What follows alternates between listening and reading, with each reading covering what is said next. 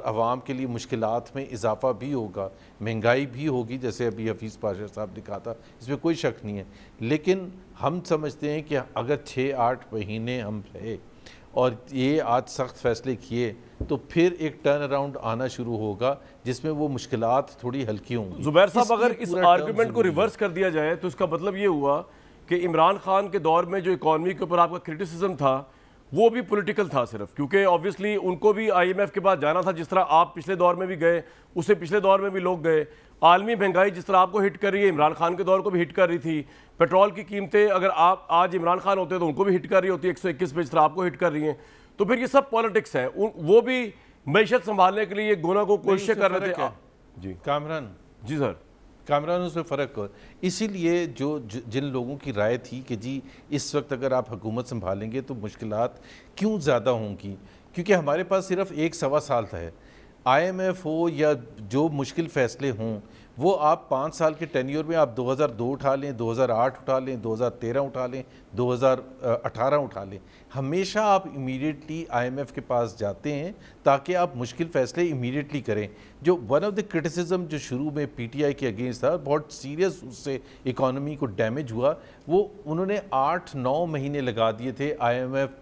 کے ساتھ deal sign کرنے میں۔ آپ کو یاد ہوگا 2013 میں جب ہم آئے تھے تو ہم نے with in the same month deal بھی سائن کر لی تھی اور 3 سال میں سکسیسفلی کلوز بھی کر دیا تھا۔ سو 2019 میں جو شروع ہوا تھا، آپ کے بھائی نہیں مان رہے تھے نا اسد عمر، کیا کریں اب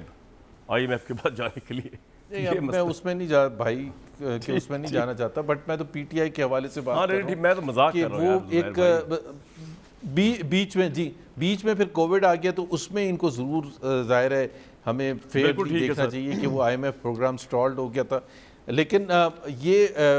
جو حفیظ پاشا صاحب نے، میں ایک صرف مختصر بتا دوں کہ دیکھیں جنوری تک یہ بالکل سیریس تھے آئی ایم ایف پروگرام کے حوالے سے، اور اتنی مشکل شرائط تھیں، 250 بلین کے لگ بھگ کے نئے ٹیکسز تھے جو انہوں نے منی بجٹ پاس کروایا پارلیمنٹ سے، اور اسٹیٹ بینک کا جو بل تھا وہ سخت ترین بل تھا۔ اس وقت ان کو کوئی خطرہ نہیں تھا کہ یہ ان کی حکومت جاری ہے، اس لیے یہ آئی ایم ایف کے پروگرام کو سیریسلی لے رہے تھے اور اس کے کنڈیشنز کو امپلیمنٹ کر رہے تھے۔ جب فیبری آ گیا، فیبری میں جب بات چیت شروع ہو گئی ووٹ آف نو کانفیڈنس کی، تو خان صاحب نے جو سب سے زیادہ خراب چیز کی نا کامران، وہ 28 فیبری کو نہ صرف یہ کہ قیمت نہیں بڑھائی، اس کو کم کی، اور ساتھ میں یہ اناؤنس کر دیا کہ اگلے 4 مہینے ہم نہیں بڑھائیں گے۔ اب ایک ایسا چیز جو انٹرنیشنل پرائسز پر ڈیپینڈ کرتا ہے، یوکرین رشیا وار شروع ہو چکی ہے، پرائسز آر گوئنگ اپ، اور وہ کہہ رہے ہیں فریز کر دیا اگلے 4 مہینے۔ یہ بھی تو کہہ رہے تھے نا کہ ہمارے پاس ریمیٹنس اتنی آئی ہے کہ وہاں سے ایڈجسٹ کر دیں گے جو پیٹرول پہ سبسڈی دے رہے ہیں عمران خان صاحب۔ نہیں، آپ کو کیسے پتہ ہے؟ دیکھیں نا، آپ اپنے وہ کہہ رہے تھے یار، مجھے نہیں پتا چلا سکتے کہ اگلے 4